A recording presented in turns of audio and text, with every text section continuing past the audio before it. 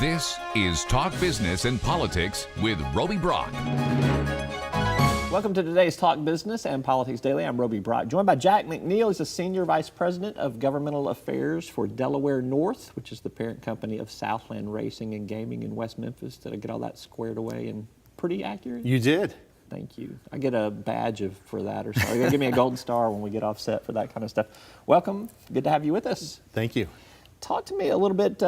Delaware North stands to benefit pretty greatly if this issue number 4 passes here. You will obviously be able to upgrade from electronic games of skill to full-blown casino status. I think your tax rate will lower a little bit too, but walk me through why you think this is the right issue at the right time for Arkansas. Sure, and quite honestly, in the past, we've not been supportive of the other issues that have come to expand gaming inside of Arkansas. But the University of Arkansas economic impact study that we saw did a number of things, including taking a look at the Mississippi Gaming Commission numbers of the 1.14 million visitations a year from Arkansans that go down to Tunica and other places, drive right by us, drive by other people every year. You guys are well schooled in that Mississippi casino competition. We are, but you look at that and then you think, look, Oklahoma doesn't even report those numbers, but we've heard they're even higher. Louisiana has some similar numbers as well. For us, it's really taking a look at economic impact. We've had a history there since 1976, and we've done phenomenal things in the community. We're one of the largest employers in West Memphis, and we think we can do better and bigger.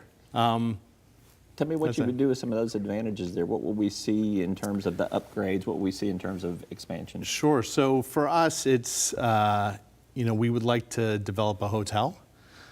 We'd like to make it a fuller entertainment destination for folks not only inside of Arkansas, but also those that might want to come in from Tennessee or quite frankly, even from Mississippi or some of the other states as well. Nobody would complain too much if some tax dollars from some other states came into Arkansas. I wouldn't think so.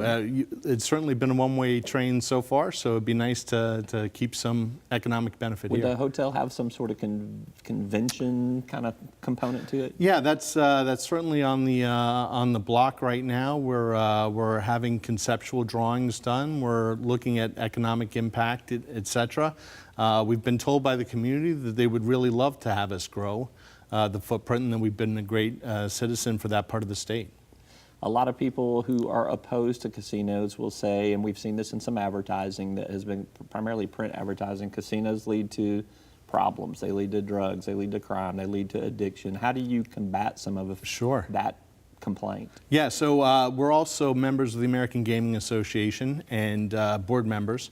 I can tell you that those are old myths that don't prove true. If, in fact, we've got the sheriff from West Memphis happy to come on board and tell his view as to the positive experience that he's had with Southland. Also, the community has had. We give money into numerous areas that help benefit and strengthen, and really bringing jobs is the biggest deterrent of crime that there is. We're happy to do that. As far as addiction goes, Southland and Delaware North actually stepped into the void that the state created when there was a $200,000 underfunding of responsible gaming efforts here. We're happy to continue that. We're happy to push for more. Typically, within the population, it's about 2 to 3% that have problem with gaming, but they also have addiction to other things as well, typically. We don't want those people in here, in our casinos, in our property, because we want those that can afford to do that have a budget that makes sense for them, and that are able to come in and have entertainment, whether they choose to go to music, do some gaming, or do something else. That's the kind of place we want to be. And not to defend your position on this, but I mean, there are a lot of other options for them to go to other places as well. So this is a little off of issue 4, but it relates to gaming in general here. May of 2011 was a big turning point for Southland. The flooding on the Arkansas River forced those casinos in Tunica to shut down.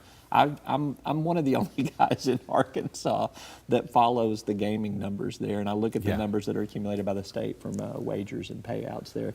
there was a huge uptick when that happened there. How did you guys hold on to that business? Because once they came, there was a big chunk of them did not go back. Sure, and for many folks, it was the first look at us since the old days of just a dog track. So they came in and they experienced what we do really well, which is run community-appropriate facilities that people feel really comfortable in.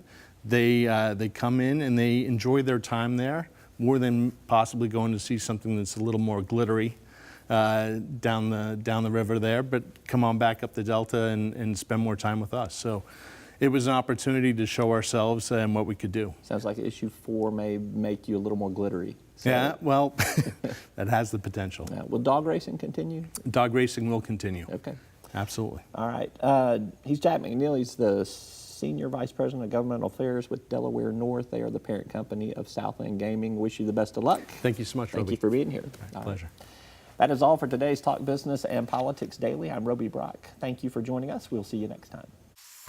You'll find us at the end of a lot of long country roads, covering over 60% of the great state of Arkansas. Our 17 electric distribution cooperatives are working day and night to provide reliable, affordable power to over 500,000 homes, farms, and businesses, just like yours. The Electric Cooperatives of Arkansas, your local energy partners.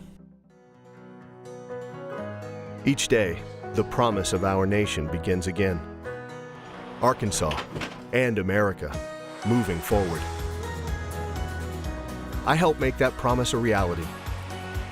It's not for everyone, but people everywhere depend on us. Oh, I love you too, sweetie. Trucking delivers, or everything stops. And that's what drives me.